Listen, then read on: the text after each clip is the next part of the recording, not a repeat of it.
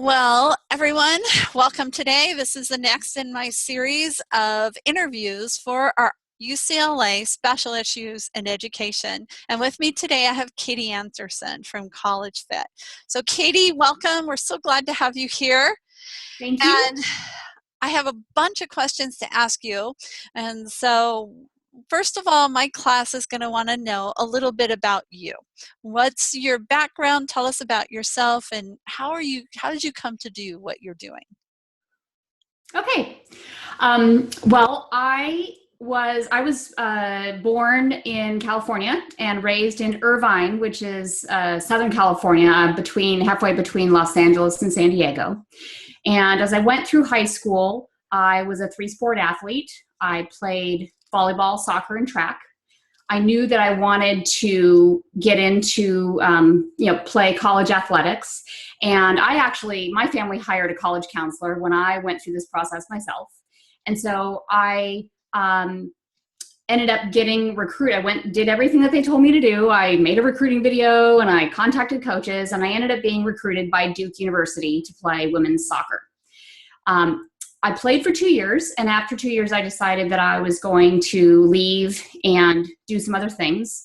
I still had 2 years left of college, and I wanted to make the most of it, so I decided to go on study abroad in Australia. I came back, I worked as an RA, I had lots of experiences. So as a counselor, I speak both to the recruited athlete side, but I can also speak to the regular student side because I know what it feels like to be that recruited athlete that decided to not play my sport after 2 years. So after college, I came back to California and worked in high tech. I worked in the software industry for about 15 years, both in manufacturing automation, but then I got into web design eventually, all the time working in marketing. Moved to Norway. I lived in Amsterdam for a while, and then I moved to Norway for about 6 years. And when we moved back here to California, I decided that I wanted to have a business of my own. And I had always remembered my experience going through college counseling as a student athlete. And I decided that the way to merge my interests in consulting, in education, I had been a Duke alumni interviewer for years. So I loved all of those experiences. And so I decided to go back to UCLA Extension and get my college counseling certificate. And at the practicum level, when I got to that point in the course, then I decided to look at the public schools and private schools in my area, and I ended up doing my practicum at Mission Viejo High School. And I was lucky enough to be able to get into their guidance department and specifically work with student athletes, which was amazing because I got to work with academic eligibility as well as counseling them on how to deal with the recruiting process and what to expect and all the things that they should be doing.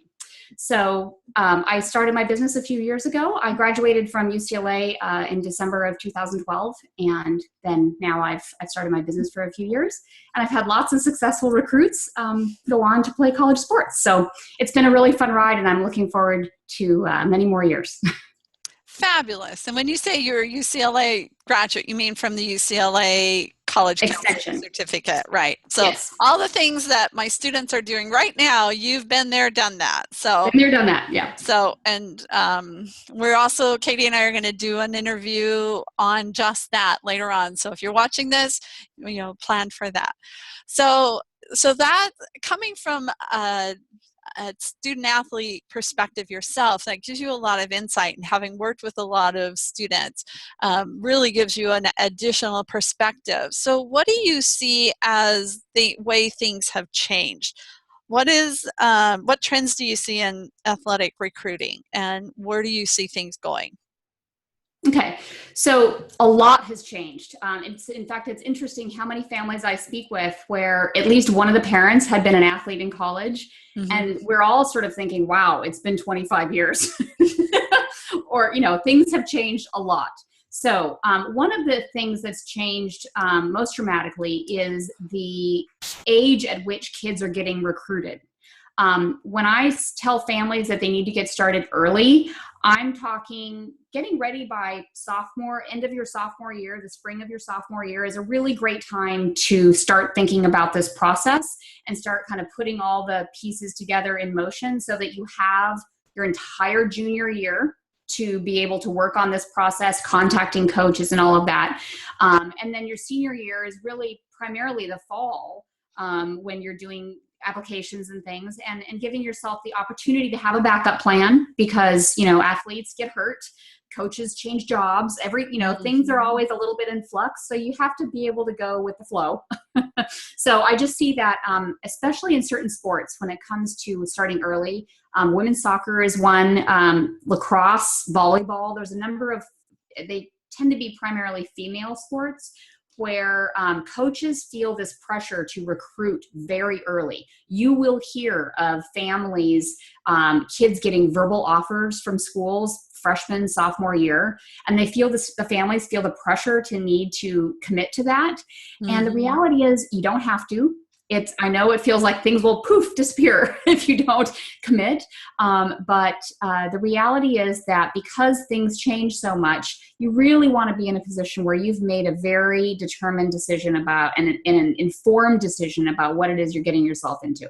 So while the trend is recruiting early, you as the athlete have a lot of power to make informed decisions, and don't be afraid to hold back just a little bit on committing to anyone.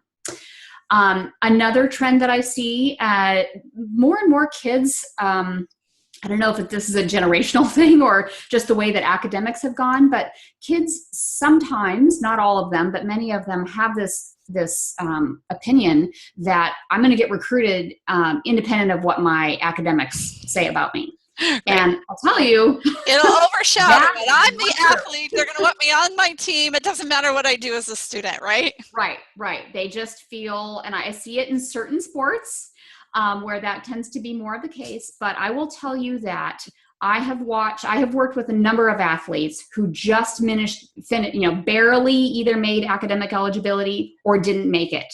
And they're shocked when they find out that, what do you mean a Division I school can't recruit me? I'm like, well, the Division I, NCAA has had to crack down on making sure that their athletes are academically eligible to be able to play. And so I always tell families that focus, get good grades. It will open the doors. You can attend if you can attend any school because you are both a stellar student and a phenomenal athlete, then fabulous. But if you can only attend a school that accepts a student with a 2.5 GPA, then you're going to have, and I've worked with a few of those. So just realize that your academics are truly important. And in fact, the NCAA and the NAIA have both introduced academic eligibility centers that if you want to be recruited for Division I or Division II for the for NCAA or the NAIA, you have to fill out those forms, those online forms, and you have to have taken the SAT and ACT and qualified to be able to be academically eligible. So that was a process I never had to go through when I went through recruiting, but today that is a reality. So just be aware that that is part of the process now. A third trend that I see that is increasingly more and more important, and we're all aware of it because we all have cell phones and look at us, we're doing a webinar. Okay, it's the importance of online anything. Okay, kids have social media accounts. Kids are text messaging each other. They're Snapchatting. They're using all sorts of social media, and a student athlete's reputation can get quickly damaged if they're posting videos of themselves or other people are posting videos of themselves online. It doesn't matter where it is. Coaches today are not going to put their head in the ground and not look online to find out what a student athlete's reputation looks like. And they will research you online, and they will look everywhere, not just the place you tell them to look. They will look at all the other stuff too. So there is a fabulous survey that was done by Cornerstone Reputation. They were a couple of girls that I graduated from one of the Ivy Leagues. I'm not sure which one, but they actually spoke at our last WACAC conference, and I really liked what they had to say. Their study is published online on their website. You can go and download the study, but it covers all sorts of things. It asks coaches, how do you look, do you use online for researching your recruits, and how important is that to you in your overall process? And it's a 20-something page document. So I highly recommend that you look at that because truly online is important. Now, having said that, one of the other parts of online that is, I feel, becoming more and increasingly visible are websites, recruiting websites that will have you sign up and possibly pay a fee to get seen by all the coaches in the United States. And here's the reality. If you look at the way that the way that we communicate, think about as an adult how you put your resume up on monster.com or LinkedIn or any of those sites. If you just post it there and you don't actually go contact people that might be interesting opportunities for you, then your resume is just going to sit there. And the same is true for these online sites. Yes, there's a little more to it, but I highly recommend that if you want to use one of those sites, it's great. I'm not going to tell you not to use it. But I do recommend that student athletes put together a one-page resume, a student athlete profile, and summarize their academic and athletic qualifications and send that. And also, in addition to that, they need to put their NCAA eligibility ID number on there because they've now signed up for the Eligibility Center, and hopefully a recruiting video. Recruiting videos are key. You get all that together as a package and you email it to the coaches that are the most interesting opportunities for you. I'll talk a little bit more about that later, but I feel that you have to realize that in order to get noticed, people have to recognize that you exist. And if you just place your thing online, they might find you or they might not. So the best way to be aggressive in this is to be proactive about it. So don't just feel like once you sign up for one of those services that it's magically going to happen for you, because that's not really how recruiting happens. More and more, another point in terms of trends, I'd say more and more kids are specializing in one sport quite early. There's good news and bad news about that. The good news is that these kids are becoming quite amazing. I mean, they're amazing. Look at our national teams. Look at the quality of athletics in the United States has just gone up from where it was 25 years ago. It's amazing. The downside is, because kids are starting to specialize early, is they're getting injured earlier. Mm-hmm. Soccer, because I was a soccer player, I can speak to, knee injuries, ankle injuries, all sorts, hip problems, all sorts of stuff that you didn't see in kids until they maybe got to late in high school or in college. And now they're getting these injuries quite a bit younger. And, I was a 3-sport athlete. I know it's hard for kids today to play 3 sports in college or in high school, but I really encourage them to if you can't play 3 sports, cross-train. Make sure you're utilizing everything you've got to make sure you don't get injured. That's pretty important. And then also, along with that, club teams have really taken over in terms of college athletic recruiting opportunities. Rarely does with the exception of football, where your football team doesn't have a club environment to play in. So your football team, if you play football, you're getting recruited because of how well your high school team does. Pretty much every other sport, you're getting recruited through your club program, because they're the ones that are doing college showcases. They're the ones that are doing ID camps. There's all sorts of other opportunities there. So college coaches are rarely showing up to high school games unless you've maybe got a state championship team. So, I could talk on and on about this subject, but I think those are some of the major trends that I see as different in the last 20, 25 years. Oh, fabulous. Fabulous. And you touched on a lot of different things that I know parents have a lot of questions about. Parents come to us as counselors and advisors, whether we're in the school, a public school, or private school, or community-based organization. Many community-based organizations use athletics as a tool to garner interest. I know of one up in Oakland that they use soccer and other sports, and especially for African American males, to help encourage them to be involved in education and use that as a way for them to a stepping or a springboard for them into higher education. So that's great. What is the most important thing for students and parent athletes to know if they want to play a sport at college? You've touched on some of them. What else what do you recommend to parents and students? What do they need to know? Okay. The first thing that they need to do in starting this process is, and this is what I do with families when I sit down with them initially, is to talk about the goals. What is it that you want to achieve? Because if you just race into writing letters to coaches, you really don't know why you're doing it, why you've decided to write to whatever coach.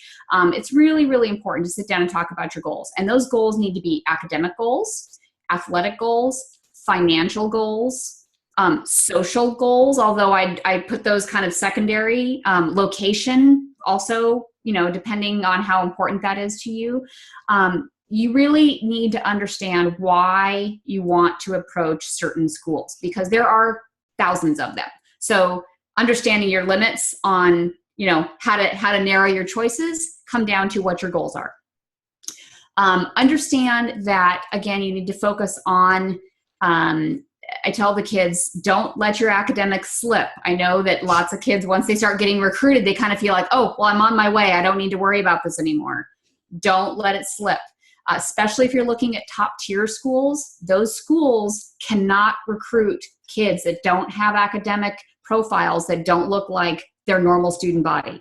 Right. They really need for you to, with the exception of the blue chip football player or blue chip basketball player, maybe you might get a little bit of flexibility there, but know that you really do need to keep up with focusing on your academics. In terms of starting this process and what they need, where to start, the place where I encourage people to start breaking down a list of schools is to understand, once you've got your goals in place, is to make a list. Go and research. There's lots of different resources online, and I can list some of those afterwards. But identify schools that are a good fit for you academically, athletically, financially. Financially is a hard one, because if there is an athletic scholarship at stake, then that can change the balance quite dramatically in one school versus another school. But the NCAA is broken into Division I, Division II, Division III. And Division I schools are the most, the biggest schools that typically offer the most athletic programs and also require the most out of their athletes. You're talking about a really full-time commitment. To be a Division I athlete means you are pretty much an athlete first and a student second. And that can be hard for kids. And if you go in thinking, well, I just want to be a D1 athlete because I want bragging rights with my friends, and you have academic aspirations, you got to think very carefully about that. Division II schools, a little bit lower on the academic scale in terms of the challenge of the academics. However, they also offer athletic scholarships. So depending on who you are as a student, D2 schools could be a great opportunity. And they have a similar commitment in terms of the time it takes to be a Division II athlete. Division III schools, I love Division III schools. They prioritize being a student first and an athlete second. You could actually play potentially 2 sports at a Division III school. They do not offer athletic scholarships, but they do offer merit aid and financial aid to student athletes. I recently have a lacrosse player who got $22,000 just based on his academics because we targeted his schools properly. That's a good substantial amount of money at a private school back in Ohio. So, I can't tell you enough that don't overlook Division III schools as an opportunity just because they don't offer athletic scholarships. And then there's NAIA schools, which also offer athletic scholarships, and they're somewhat on par with Division II academically. So you've got lots of options. Don't just say, I'm only looking at Division I schools, because if you don't hear back from any of those coaches, don't assume that your recruiting opportunities are over. They're not. You really need to dig a little deeper. So first you're going to make that list. And once you've identified the list, you need to go look up the coach addresses and coach email addresses and phone numbers, because you need to be able to write to those coaches. Then you're going to put together a 1-page profile, a student athlete profile, and that's going to be primarily focused on your athletic achievements, but it's also going to list your academic achievements, your GPA, your test scores, because you have taken the SAT or the ACT. So in order to qualify, and you're going to list your NCAA Eligibility Center ID number once you've signed up for the eligibility center, and that's only for Division I and Division II.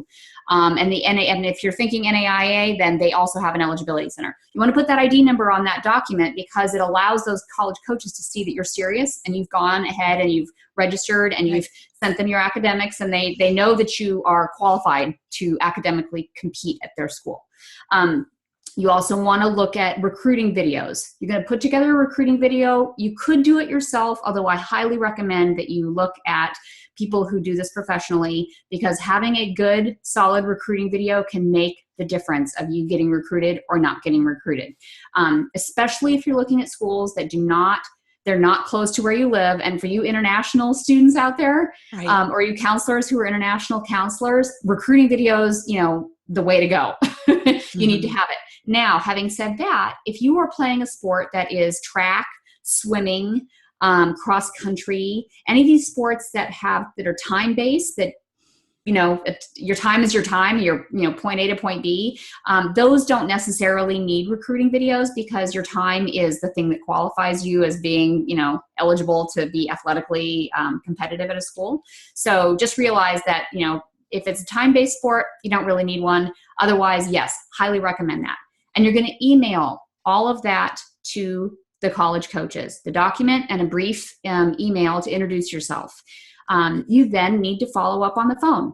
This is one that kids don't love to do, but especially when you are not close and it's not maybe easy for you to take an unofficial visit at a school, you do need to follow up on the phone and make sure that coach received your email and has looked at your recruiting video and can give you some feedback on whether or not you might potentially be a good fit with that particular school.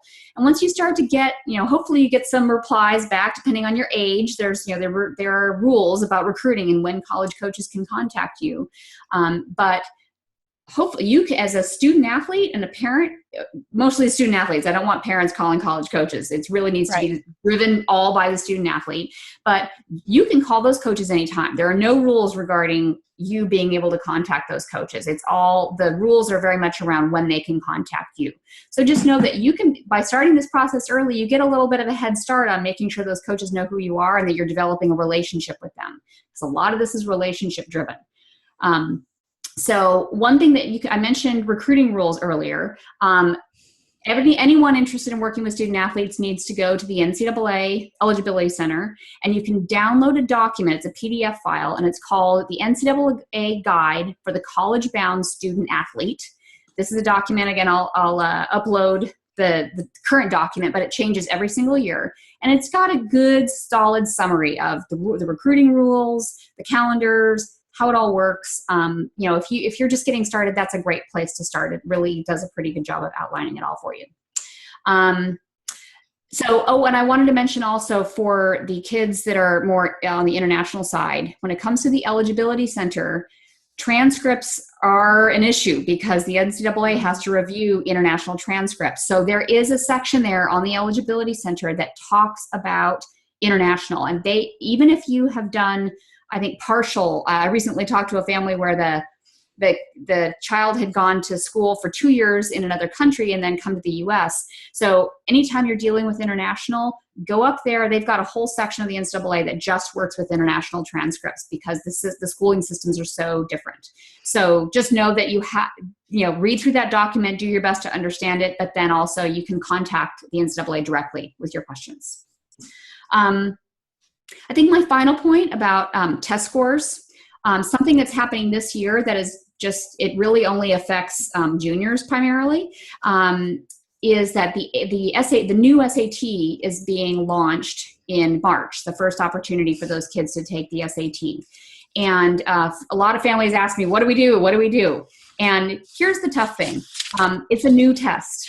Right. There are we know with all things that get done early, for the first time, we don't know what will happen. And I don't tell kids not to take it in March, but just know that if you also take the ACT, you've at least given yourself a backup plan so that no matter what happens, you've kind of made sure that towards the spring of your junior year, if college coaches are wanting to recruit you and they need your test scores, that you've got them.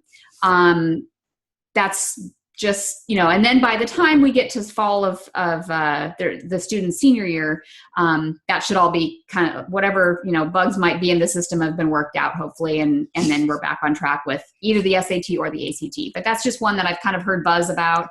And not to say don't take the new SAT, just be aware of the fact that you might also want to take the ACT to cover that side. That makes a lot of sense because, as you mentioned earlier, the whole timeline has shifted earlier, and students have to have presentable test scores. It might not be their final ones, but they want to have scores that they can put on those recruitment, their website and that info sheet and everything that you discussed. They need to have something that they can present, and at the very latest the end of their junior year, if not even earlier. And that's one of the questions I know people are asking is like, with the test scores, is that going to cause problems for athletes? Because we are expecting, the SAT test is changing so dramatically. Is that going to make scores a lot lower? I think the thresholds for NCAA are pretty low as it is.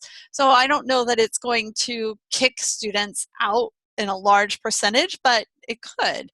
So I think your suggestion of doing the ACT right along with it makes total sense.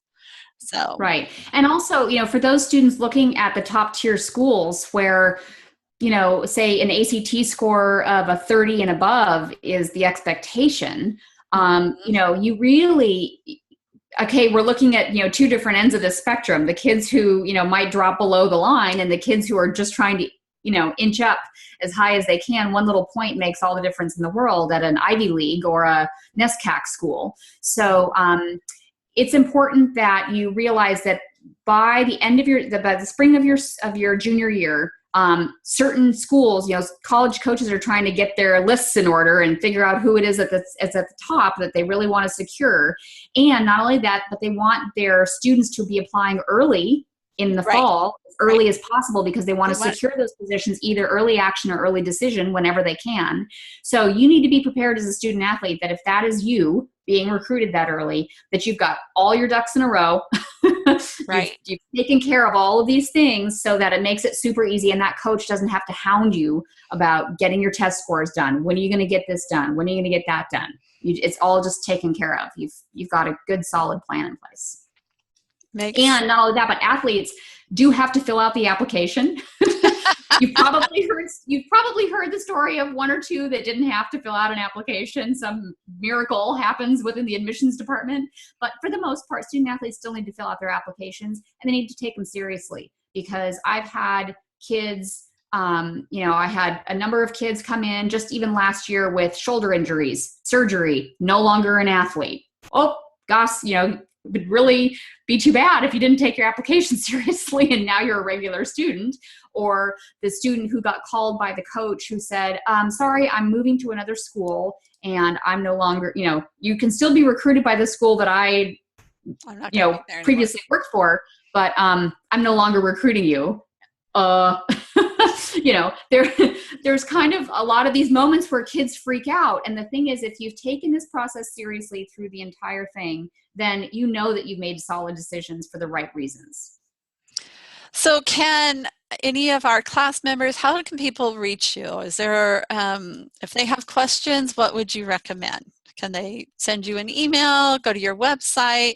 I know you have a lot of information. You've written a blog for us that has a lot of this information. So do you have resources you want to make available to our students? If they want to talk to you, what should they do? Well, I have a website. It's called collegefitoc.com. So collegefitoc.com. The OC is for Orange County, which is where I'm located. And so you're welcome to go to that website. I have a contact form there, or my email address is there, and you're welcome to write me an email or send me information through the contact form. I'd be happy to respond to you with to respond to your questions. I will be posting some documents as a part of this interview, just on a few things to help you get started, so that you have materials that are relevant to helping your student athletes, no matter if you're a high school counselor and you're just, high school counselors have a lot less time to be able to dedicate to their student athletes, but they really focus more on the academic eligibility side, whereas independent counselors maybe have a little more, that they can put into the process. And certainly, the international perspective, I'll try to have some documents there as well, so that hopefully you all get a little bit of direction from that. But please, I'd be happy to answer your questions. Just give me an email. Thank you, Katie. Thank you so much. This has been such a pleasure. And I always learn something when I talk to you, and you just have a great way of portraying it. So thank you for being my guest and sharing this interview for our students today. And we look forward to talking to you again soon. Thank you so much. Thanks for inviting me.